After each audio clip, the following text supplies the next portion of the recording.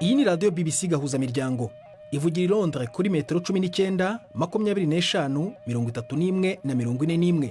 Ivugira ku mirongo ya FM mu karere k'ibiyaga bigari no kuri interineti kuri bbcgahuza.com.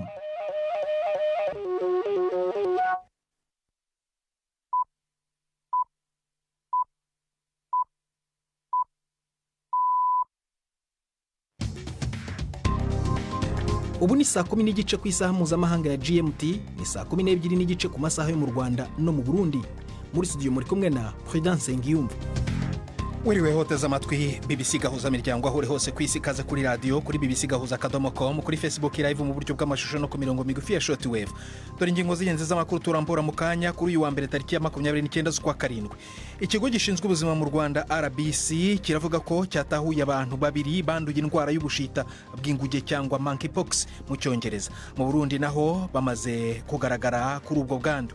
Ejo twari dufise abantu bashika ku 8 bari bamaze kuba bayanduye, abo nabo no kuvuga batanu basanzwe baranduye n'abandi batatu biyongeyeko.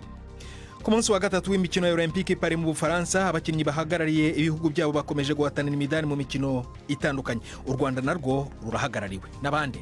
Umubare wose n'abakinnyi 8, harimo abakobwa 5 n'abahungu 3 muri discipline enye zitandukanye. Turavugana n'uhagarariye abo bakinnyi mu kanya muri aya makuru. Nkuko bisanzwe kandi kuwa mbere dufite n'ibindi bivugwa mu mikino.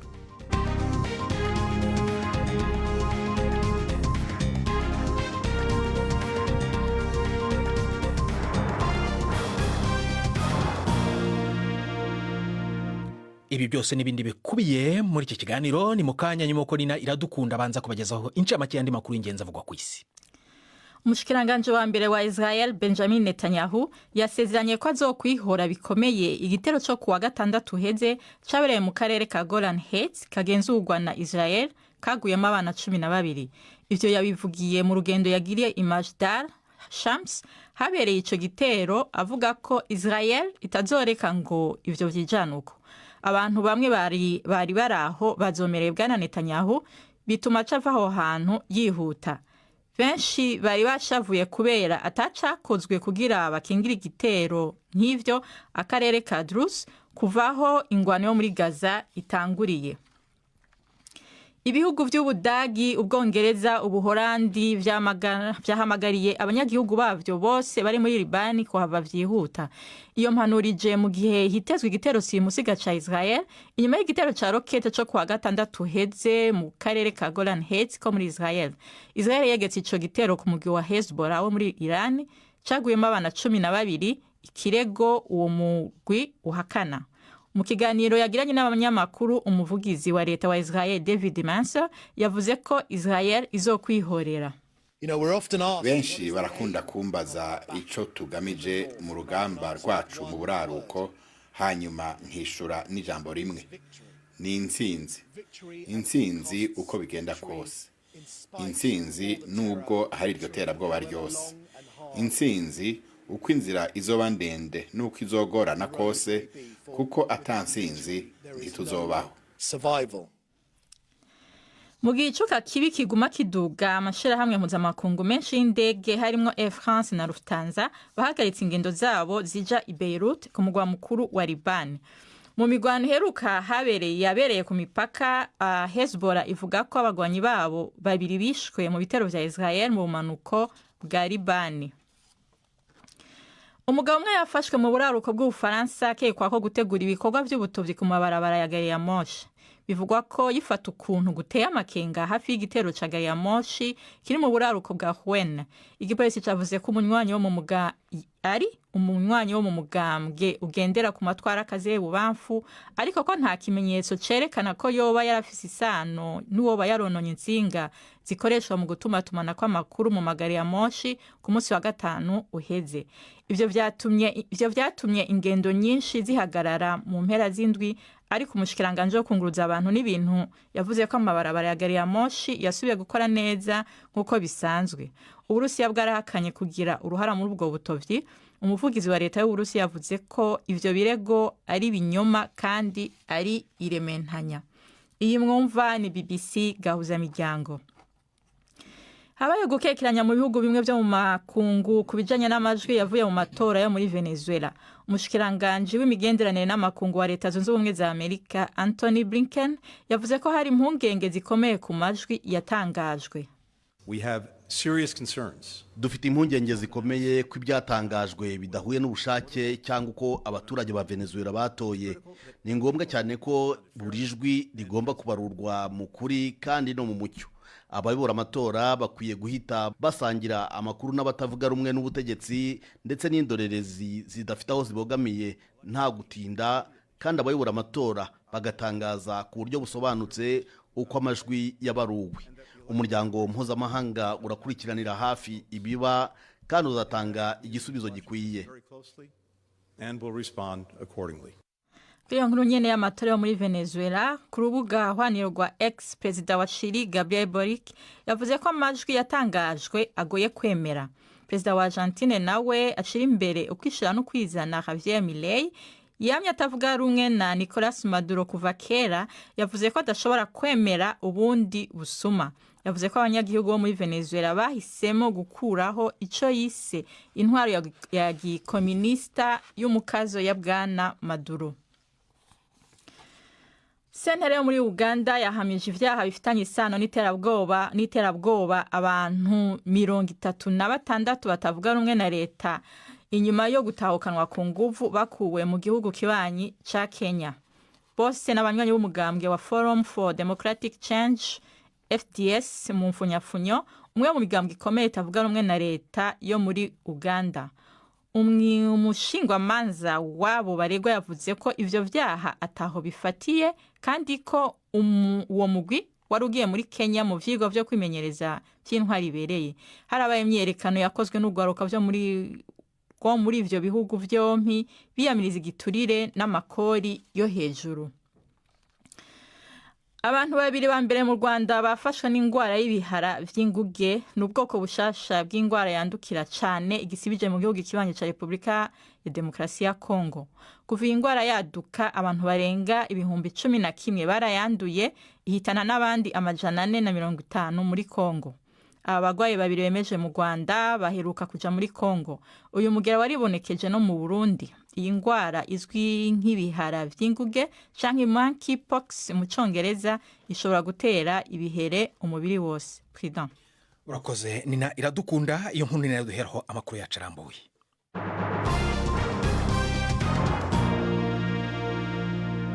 Ikaze ku makuru rambuye mwari mumaze kubyumva mu ncamake ya Nina. Ikigo gishinzwe ubuzima mu Rwanda RBC kiravuga ko cyatahuye abantu babiri banduye indwara y'ubushita bw'inguge cyangwa monkeypox mu ndimi z'amahanga. Aba bakaba babaye abambere bagaragaweho ubu burwayi mu gihugu. Bivugwa ko batahuweho ubwo bwandu igihe bari bageze ku mupaka bava mu gihugu cya Republika ya Demokarasi ya Kongo. RBC ivuga ko abafite ubu bushita bakurikiranirwa mu kato kandi ko ubuzima bwabo butari mu kaga. Inkuru irambuye na Jean-Claude Mwambutsa. Umugabo n'umugore b'imyaka 34 na 33 batahuwe kuwa gatanu ubwo bari bageze ku mupaka w'u Rwanda bavuye muri Republika ya Demokarasi ya Kongo. Aba bombi ngo bakundaga gukora ingendo ku buryo buhoraho berekeza muri Kongo, igihugu cyagaragayemo ubu burwayi, ndetse amakuru akavuga ko hari abo bwamaze guhitana. Aba bombi ngo bahise bashyirwa mu kato batangira gukurikiranwa n'abaganga kandi ngo ubuzima bwabo ntiburi mu kaga. Bwana Julien Mahoro, umukozi ushinzwe itumanaho mu kigo cy'igihugu gishinzwe ubuzima RBC, yabwiye BBC ko nyuma yo gutahura aba barwayi hakomeje kurebwa niba nta bantu baba barahuye nabo bashobora kuba nabo baranduye. Ngo hahise hakazwa n'ingamba zo gukumira iyi ndwara zirimo kugenzura cyane abinjira baturutse muri Kongo aho iyi ndwara imaze igihe igaragaye. Ikigo cy'igihugu cy'ubuzima gihamagarira kandi abaturage kurushaho kugira isuku y'intoki. RBC iravuga ko iyi ndwara ikomeye ariko ko abaturage badakwiye gukuka umutima kuko ivurwa kandi igakira iyo uwigaragayeho yihutiye kujya kwa muganga. Abashinzwe inzego z'ubuzima basaba abaturage kugira ukwitwararika gukomeye bakihutira kugeza kwa muganga uwafashwe kandi bagafasha no gutahura umuntu wese waba yarahuye n'uwanduye. Bitandukanye no mu bihe bya COVID-19 nta ngamba zikarishye zazashyirwaho nk'izo kubuza abantu kuba bahurira hamwe ari benshi. Jean-Claude Mwambutsa, BBC Gahuza Miryango i Kigali. urakoze Mwambutsa. Mu Burundi ni ikindi gihugu kimaze kugaragarwamo iyo ndwara ya monkeypox. Mu kanya gashize navuganye na Dr Polycarpe Ndayikeza, akaba ari umuvugizi wa Minisiteri y'Ubuzima. Ntangira mubaza uko ikibazo kimeze. Iyo ndwara y'inkende ariyo bita monkeypox canke variole du singe irahari mu Burundi, nk'uko nyakubahwa umushikiranganji w'amagara y'abantu yamaze no kubitangariza abarundi n'amakungu. Ubu iri mu bihe bice byo mu Burundi? Abo mu gihugu cyose abantu bo kwiyubara, ariko ibipimo bimaze gukorwa byabibonye muri Bujumbura, birayibona mu ntara ya Gitega, birayibona muri Makamba, Nyanzarake, ari naco gituma twovuga tudafashingwa aka gace ntayirimwo, twofata ko igihugu cyose ingingo zafashe n'ubushikiranganji zafashe n'igihugu, tuzi abantu Burundi bose aho bari bose bozikurikiza. None nk'ingamba mumaze gufata kugira ngo murinde abaturage nizihe? Buryo bamaze kumenya ingwara ngene yandurwa, ibimenyetso vyayo, ni naho haca hava ingamba canke ingingo ziba zafashe kugira ngo dushobore guhangana nayo, bishobotse mbere tuyirandura n'imizi nk'uko n'izindi ziba tukazirandura n'imizi. Rero kubo batari bayica canke arya mbere bayumvise, iyo ndwara yandurwa mu buryo bukurikira: gukorana ko mu buryo bwaribwo bwose n'uwanduye, gukora ahantu canke ku bikoresho nk'ivyambagwa, ibisaswa, ibikoresho vyo mu nzu no mu bindi vyandujwe n'umuntu canke igikoko gifise ako karanda, kuko nifata inkende gusa, irafata n'indi bikoko.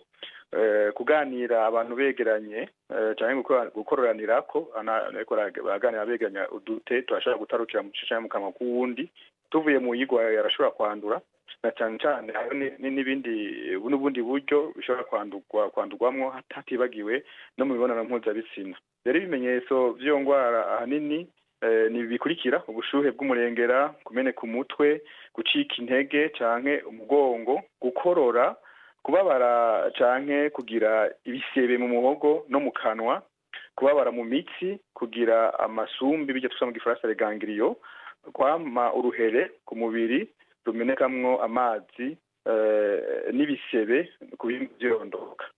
Rero ingingo zikurikira tumaze gufatwa nuko abantu bose bari mu Burundi, abarundi n'abatari abarundi bahaba, bogira byo kwirinda kuramukanya, bakoranako canke guhoberana. Indamutso y'amahoro yonyene irahagije, bakagira gukaraba neza n'amazi meza n'isabuni kenshi gashoboka, canke yayandi masolisiyo dukoresha mu kugira isuku, kwirinda gukora ku muntu afise ibimenyetso bisa n'ivy'iyo ndwara, kwirinda kubana n'ibitungwa mu nzu. Hari abantu usanga imiryango imwe ibana n'ibitungwa mu nzu. None nk'abo ngabo babana n'ibitungwa mu nzu, ko cyane cyane ababikora ari uko bafite ubukene, ubwo none ayo matungo yabo barahita bayashyira hanze babe hehe? Ntabwo mwumva ko bishobora kugorana kuyirinda bitewe n'ukuntu iyo mibereho y'abaturage imeze? Ko kubana n'ibitungwa nk'uko bivuze biraturuka ku bukene, ugasanga abantu bafise inyubako babamwo ntoyi, ariko amagara nayo arasumba ivyo bitungwa. Ivyo bitungwa ntibovyica canke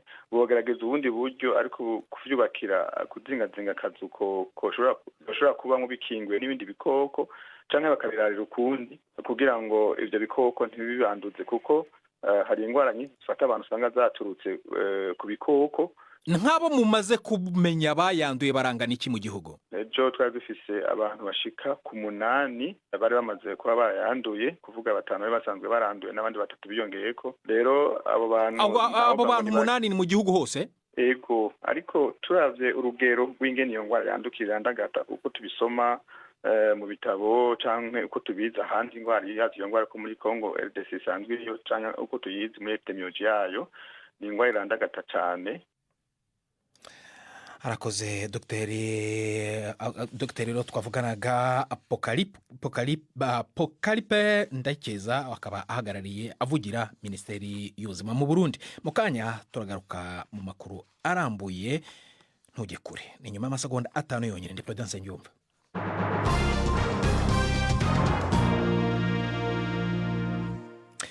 kuwa gatanu w'icyumweru gishize twabagejeho ikiganiro BBC gahuzamiryango yagiranye na Ingabire Victoire, umunyapolitiki utavuga rumwe na leta mu Rwanda. Cyakurikiye itangazo ryasohowe n'abamwunganira mu mategeko bavuga ko bafite impungenge z'amagambo amusebye kandi ateye ubwoba ku mutekano we yandikwa na bamwe ku mbuga nkoranyambaga. Mu bo yavuze barimo na Tom Ndahiro, umushakashatsi kuri jenoside. Madamu Ingabire avuga ko ari umwe mu bamwibasira ku mbuga nkoranyambaga ndetse ko yamutangiye n'ikirego mu rwego rushinzwe iperereza ku byaha RIB mu mpine, ariko ko ntacyo byatanze. Twashatse rero kumenya icyo Tom Ndahiro asubiza ku bimuvugwaho na Ingabire. Mvugana nawe natangiye mubaza ku bijyanye n'ibirego yarezwe muri RIB. Ikirego kwakirwa nuko kiba gifite ireme. Ivyo nagiye mvuga kuri uwo mugore Ingabire ni ibintu mpagazeho kandi ni ibintu biri mu mateka ye adashobora guhunga. Ikibazo ngira ngo agira nuko hari umuntu uzi ibyo yakoze, uzi n'amateka y'ibyo yabayemo. Nanatangajwe no kumva bababazwa n'abamuvuga uko atari kandi tumuvuga uko ari. Kandi we buri munsi aba yanditse mu binyamakuru by'amahanga ibintu by'ibinyoma, ntagire umuntu umwitaho. Sinjya nca iruhande kuko we sinamuvuze gusa, naranamwanditse. Ibyo namwanditse birahari. Nta na rimwe ashobora kuvuga ngo hari icyo namwanditse kitari cyo. Avuga ko ngo mu mwandika amuvuga ko ari ngo yakoze jenoside kandi nta rukiko rwamuhamya icyaha cya jenoside. Nta na rimwe reka nkubwire igihe cyo navuze nuko yayoboye ishyirahamwe ry'abajenosideri ku rwego rw'isi ryitwa RDR. Ntajya ashaka kumva ko hari abantu bazi iryo shyirahamwe barivuga. Ndanabivuze, mbivugiye kuri radiyo yanyu, abyumve, yongera abyumve, azahakane ko atayiyoboye n'iyo RDR itatangijwe n'abajenosideri. None nk'ibyo bintu kuki mudashobora kubijyana nko mu nkiko cyangwa se mukajya kumurega, aho kugira ngo mwandike kuri Twitter nk'uko abivuga, ko avuga ko mu magambo ye ari ukumushumuriza abantu bashobora kumugirira nabi? Oya, erega amateka ye niyo amugendaho nabi siwe. Mbese agema abantu akagaragaza ko ari nk'umuntu w'intungane w'umwere, kandi si byo. Ahubwo azajya imbere y'abantu asaba imbabazi kuba yarayoboye umuryango w'abajenosideri ku isi waje kuva muri FDR inkingi. None ko mu Rwanda hari amategeko kandi tukaba tuzi ko Ingabire Victoire yidegembya ari hanze adafunze, none kuba adafunze si uko amategeko y'u Rwanda ibyo byaha ibyo bintu uvuga kuba batarabimufungiye ntabwo ari ukuvuga ko urabaza ikibazo nanjye nakabajije, ahubwo kuki adafunze. Ariko ahubwo hari uretse n'abatamukurikirana, hari n'ikibazo cy'abo banyamakuru badakurikirana amateka ye ngo bamenye ariyo. Reka nkubwire, nanditse kuri Ingabire ataraza mu Rwanda, mwandika maze kugera mu Rwanda, nta na kimwe nandika kitari cyo kuri we.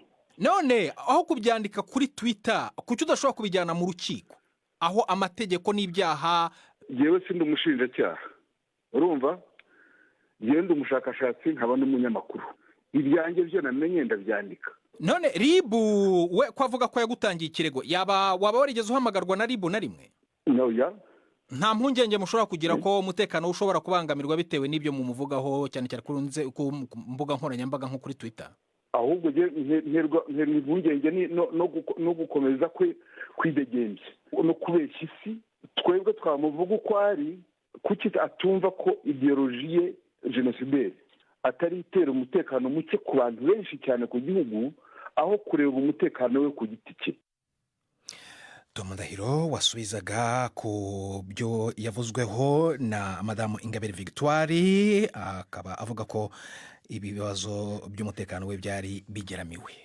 Tugeze ku isaa 11:48 muri studio za BBC gahuzamiryango London, ni saa 12:48 ku masaha yo mu Rwanda no mu Burundi. Mu kanya turagaruka maze kukurarikira ikinamico runana y'ejo.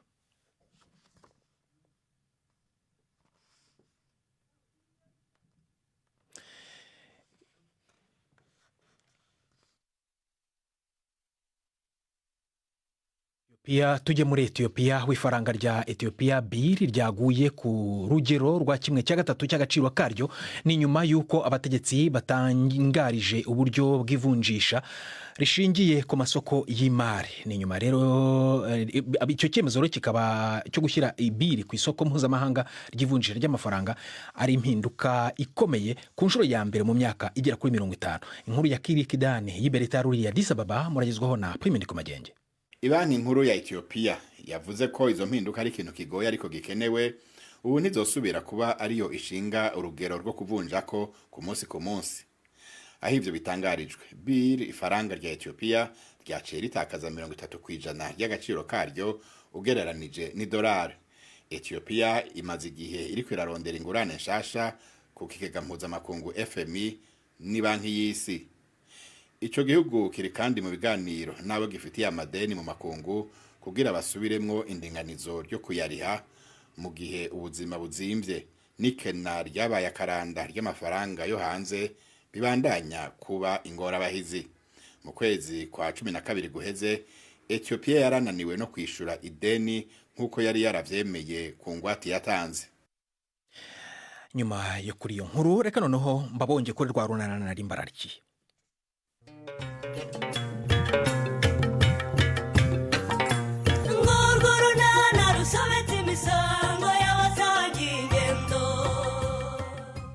Mu kiganiro runana cyo kuri wa kabiri twabateguriye, mbwira impamvu yatumye utegura gutya. Ni umunsi w'amavuko se nkuririmbire? Pato, Karame, nashaka kugwe kubyo nakubwiye mu gitondo nta kinaga. ubwo ari yakinamico kandi Nadi. Ntabwo ari imikino Patri, ndatwite. Nadi, mbwira icyo uramujyana mu buzima yagoye kugira ngo wifatanye nayo ku nkanga. Ni ukuri suko. Gezaho Nadi. Nimushaka gukina mujye mukinisha ibindi. Pato. Ntikisa. Ni 12:45 kuri BBC.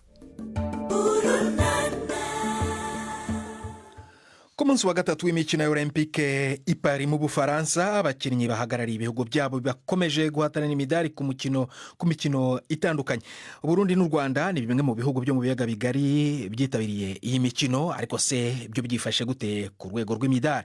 Mu cyumweru gishize twavuganye n'abahagarariye abakinnyi b'u Burundi ku myiteguro yabo. Uyu munsi turavugana na Umutoni Salama, akaba ahagarariye abakinnyi b'u Rwanda. Mu kanya gato gashize navuganye nawe i Paris, ntangira mubaza abitabiriye amarushanwa uko bangana ku ruhande rw'u Rwanda.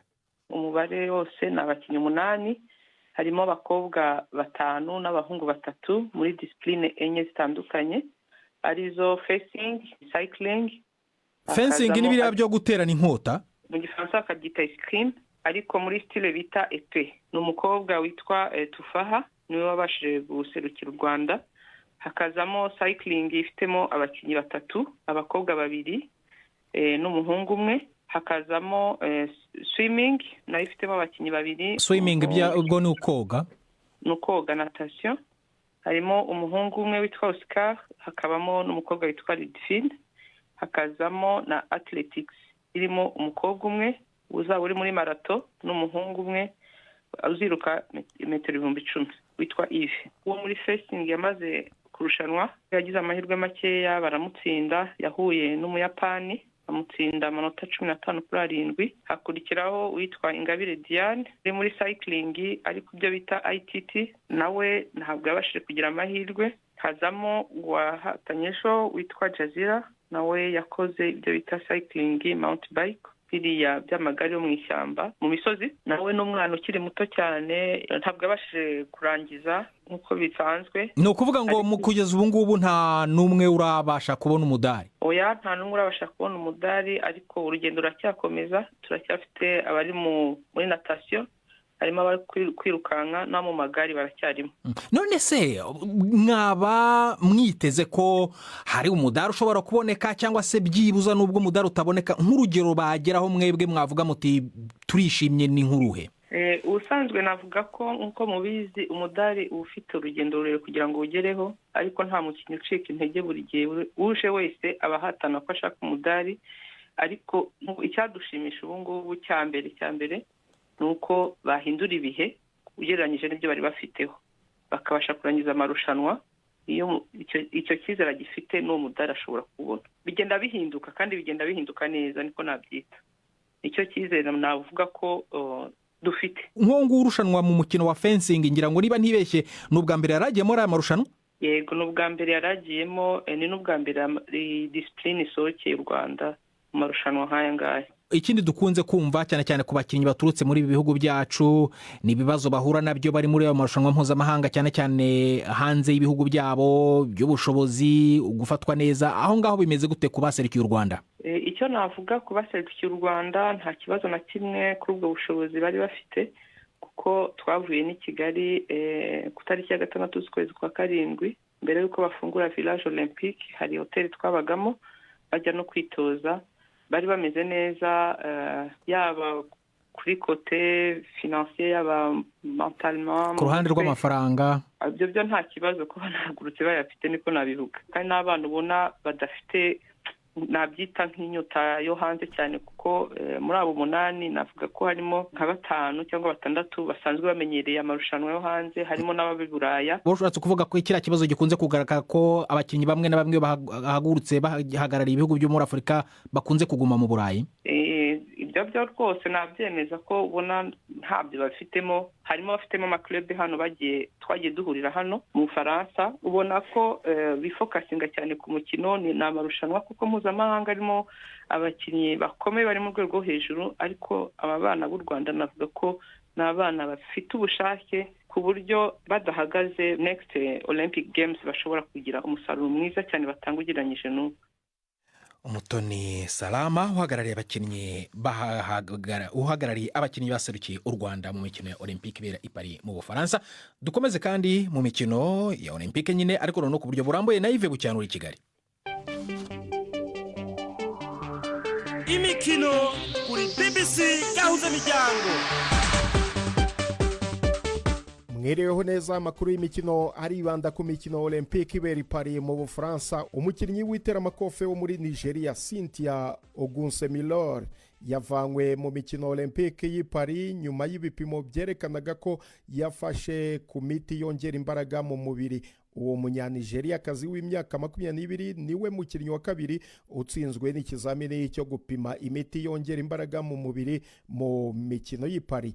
Byari biteganyijwe ko Ogunsemilor atangira indwano ye uyu munsi mu cyiciro cy'abagore bafite ibiro 60. Ikigo mpuzamahanga gishinzwe kurwanya imiti yongera imbaraga mu mubiri kivuga ko ibipimo byafashwe mbere y'uko irushanwa ritangira ku itariki 25 z'uku kwezi.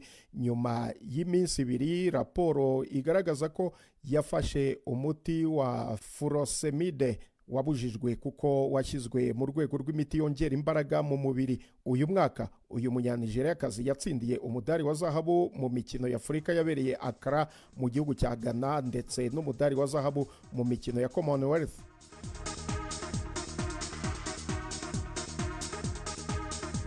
Nkiri kandi muri iyi mikino Olympique abategura imikino bacuranze indirimbo y'igihugu itariyo kuri Sudani y'Epfo mbere y'uko icyo gihugu gikina umukino wa mbere wa basketball mu bagabo n'igihugu cya Puerto Rico. Abarebaga uwo mukino barazomereye ubwo hacurangwaga indirimbo y'igihugu ya Sudani aho gucurangwa iya Sudani y'Epfo.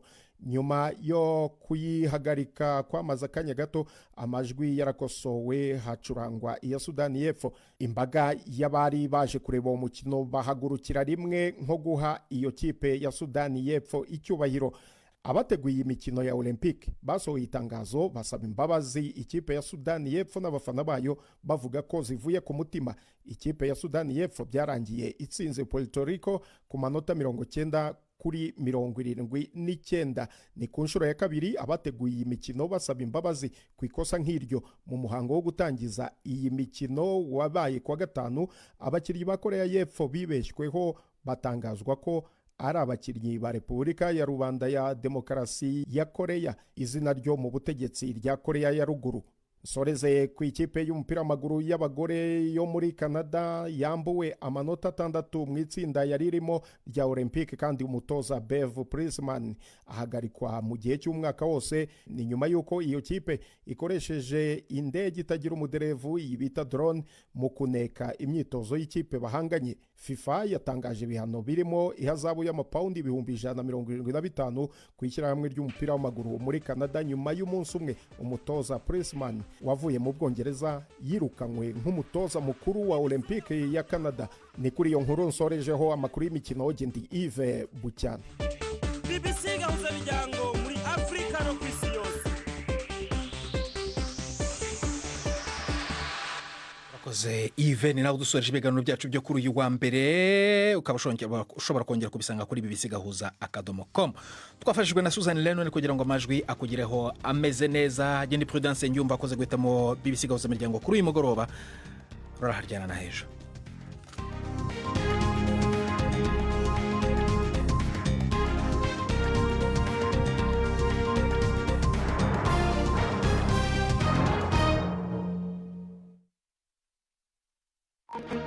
Thank you.